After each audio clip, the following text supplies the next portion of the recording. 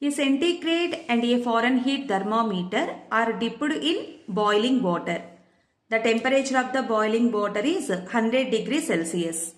The water temperature is lowered until the Fahrenheit thermometer registered to 140 degree Fahrenheit. What is the fall in temperature as registered by the centigrade thermometer? The temperature in the Fahrenheit scale, let it be x. X equals to 140 degree Fahrenheit.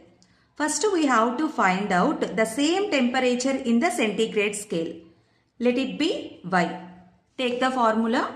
Temperature recorded in the Fahrenheit scale minus lower fixed point by upper fixed point minus lower fixed point is equals to temperature recorded in Celsius scale minus lower fixed point by upper fixed point minus lower fixed point.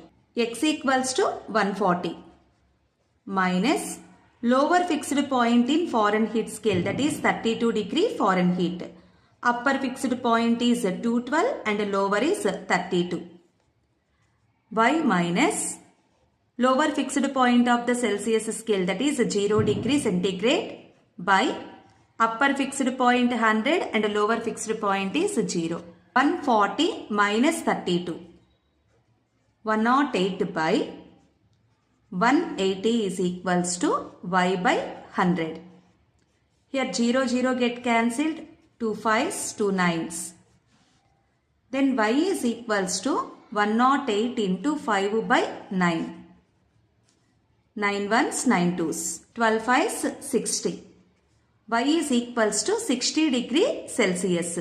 Here question is, temperature is lowered until the Fahrenheit thermometer is 140 degree Fahrenheit. So the same temperature lowered until in the Celsius scale is 60 degree centigrade. Now we have to find out the fall in temperature in Celsius scale.